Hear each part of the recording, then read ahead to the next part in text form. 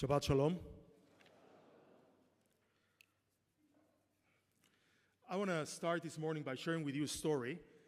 The year was 2010, and I'm never going to forget this night because we were sound asleep, and suddenly we hear a scream coming from Ari's room, like something was attacking her, like, ah!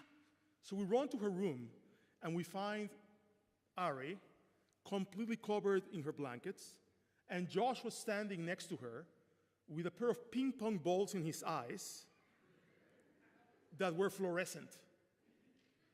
And he did this, quite often, by the way, except this was the time that Ari decided she had to scream.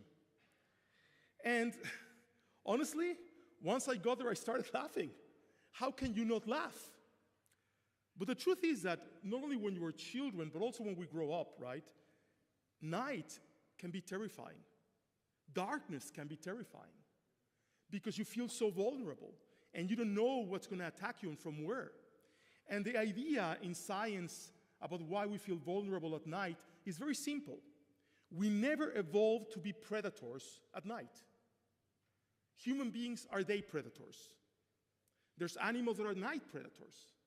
And that's why when you go to the zoo sometimes, half the population of the zoo is sleeping because they only come out at night. We, on the other hand, we only come out during the day. And that's why the plague of darkness in these weeks of Torah is so compelling. Because you don't have the slightest idea, nor do I, of what it will feel like if for 3 entire days and nights you couldn't see anything. Think about it for a second. I know we read about it, and I know we talk about it, but the way the Torah describes this plague is epic, basically. ויאמר אדוני אל משה, נטה ידך על השמיים ויהי חושך על הארץ מצרים וימש חושך. God says to Moses, stretch out your arm, and your rod into the heavens, and this darkness will come. וימש חושך. The word Vayamesh, by the way, appears only once in the entire Torah. And it's used to describe this kind of darkness that you can almost cut with a knife. It's really unusual.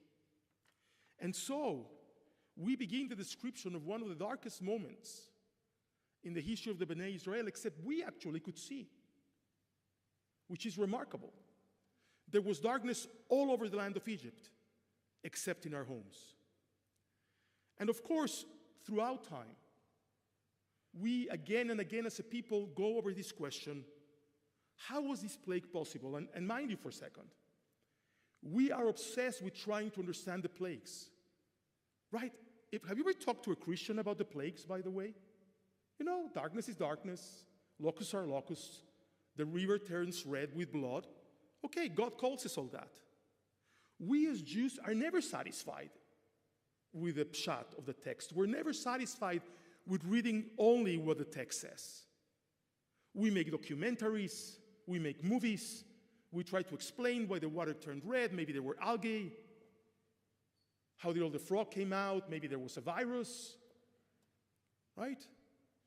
And by the way, hundreds of commentaries on the plague of darkness, some of them compelling, some not so compelling. Abravanel, for example, the Spanish commentator used to say that the frogs were not really frogs, that they were really crocodiles coming out of the Nile.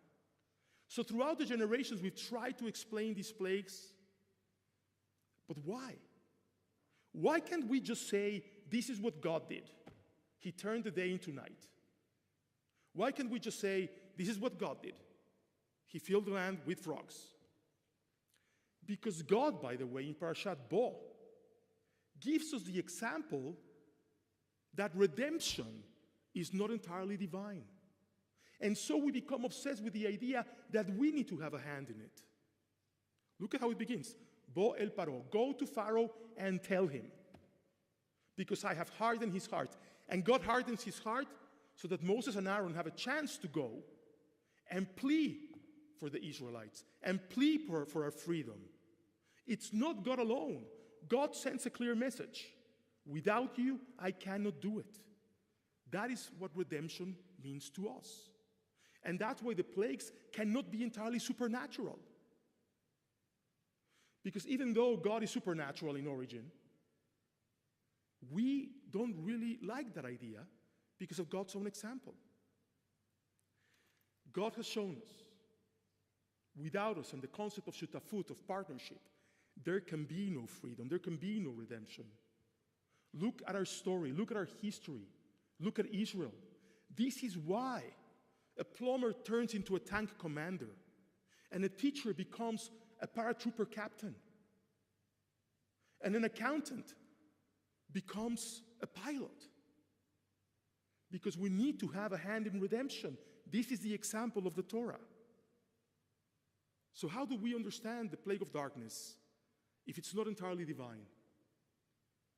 There are commentaries that say that it was not physical, that darkness actually happened in the heart of the Egyptians, in their souls. Rabbi Chanuch HaKohen Levin, who was one of the students of the Kotzker Rebbe, actually said that it was a moral darkness. Moral darkness. What does that mean? That means that people could not see one another, that were only interested in themselves, that they only cared for what happened to them. And so that blinded them. Look, it's an amazing way of rationalizing this plague. No one could move. They were all paralyzed from greed and fear.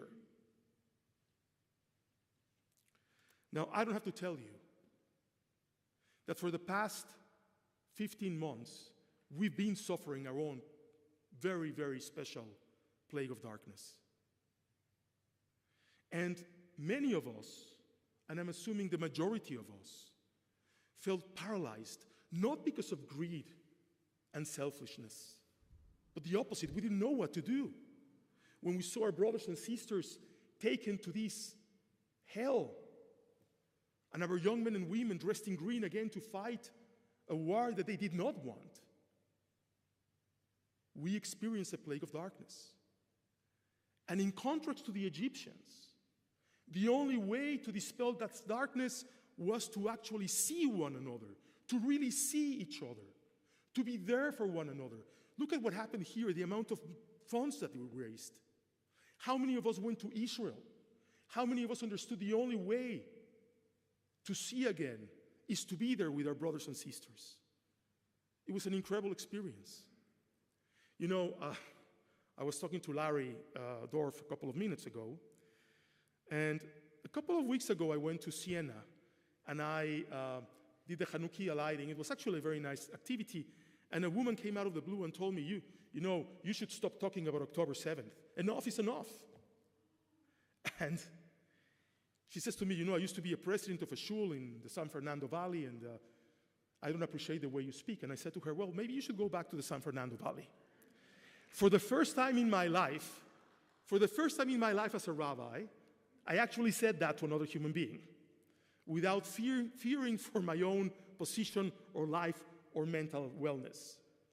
But it was important to do it, because if we stop talking about this, if we stop holding each other's hands, and if we stop holding each other up, this plague of darkness will come right back at us. Let me give you another example of how you dispel darkness. And we've been watching very closely the release of these hostages, these beautiful girls, these incredible men. And among the girls, there's two of them that I want to share a little bit of their stories with you, because I was profoundly moved by it. One of the women that was released in November last year, Amit Susanna, not November, I mean, when the deal was struck after November last year, Amit Susanna gave an interview to Channel 12 in Israel, and she spoke for an hour about everything that happened to her in captivity. And she described one day when she was moved from where she was to a different apartment, and they made her dress in fundamentalist Muslim garb, and she was moved through Gaza, freely, by the way. And when she got to the new apartment, she immediately was handcuffed, tied, and tortured, because these monsters believed that she was part of the IDF. She was an attorney, by the way. She's an attorney. Her military service concluded many, many years ago.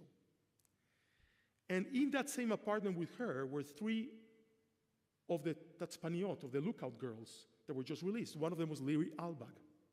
Liri was the one that when she got into the helicopter went like this with her hands for all of us to see that she knows that we love her and she loves us back as Jews.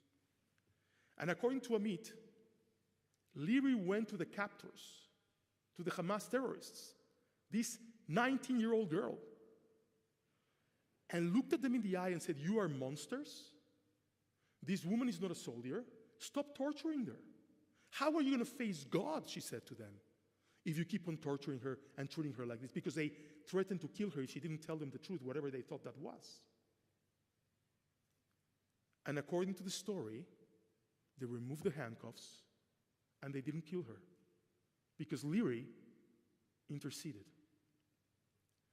The second story, Agam Berger, who was just released this week. Agam, another 20-year-old, you know what she did to dispel the darkness when she couldn't see? She brought light into her life through our tradition and our heritage. She kept Shabbat. She kept kosher. She observed the fast of Tisha B'Av. She observed Yom Kippur.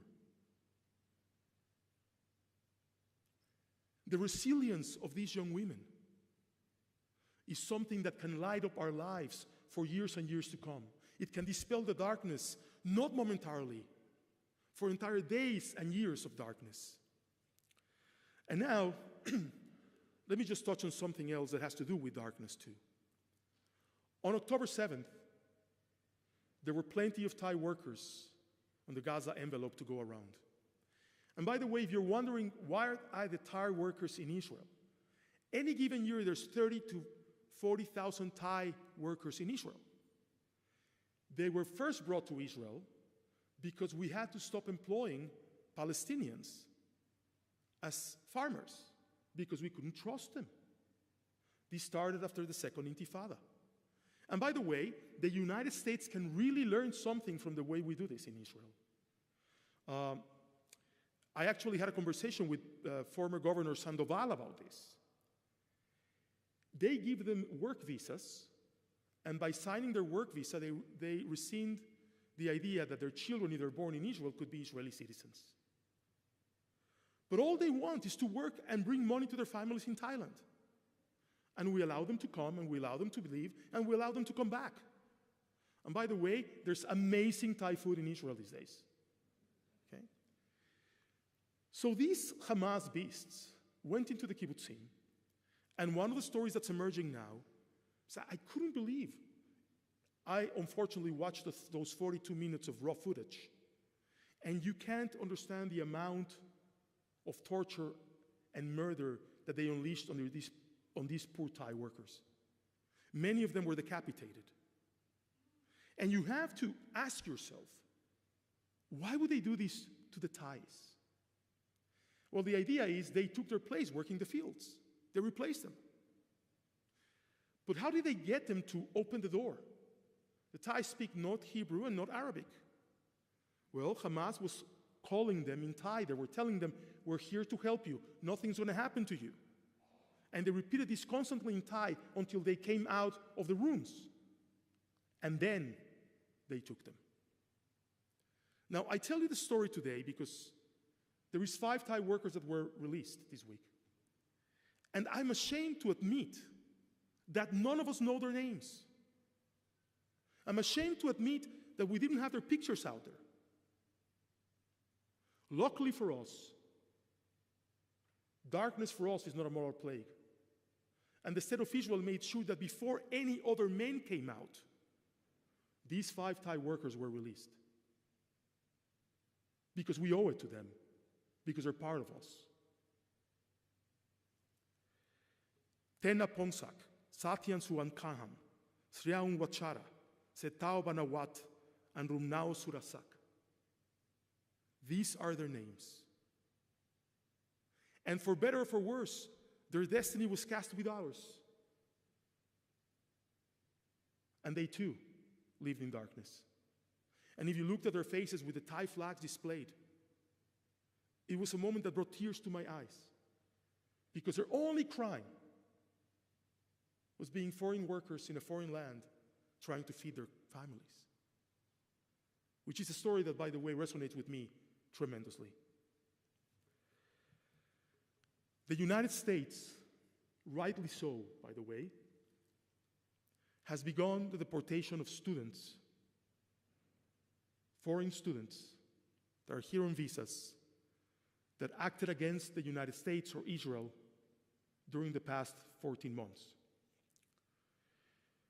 The first student to be deported is a student by the name of Liu Lijun, Chinese student from UCLA, a graduate student.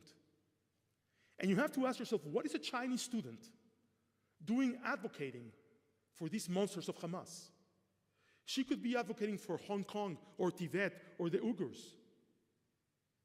But yet, she chooses to burn the American flag, call Israel the Satan, and demonize her people. I am happy that darkness is departing. I don't know about you. Nothing in life is black or white. There are good things happening and bad things happening. Nothing is absolute, and Judaism teaches us that. But getting rid of these people that bring the plague of darkness to our streets, to our colleges, is nothing short of a miracle. Dear friends, may the light that shines in our souls and prevents us from becoming blind and not seeing one another always see us through. May that light not only shine for us, but for our children too. I was reminded by Elliot Blunt a couple of minutes ago. Douglas Murray, a British military strategist, said recently, if you saw a picture of a lost puppy in the street, and you would see someone tear down the picture of the lost puppy, you would think that person is the worst person in the universe, wouldn't you? But when these animals were tearing down the pictures of our people held in Gaza, people were clapping. They were being egged on. Nobody cared. And that's why they need to leave. Let them go to their own countries. Let them go burn their own flags.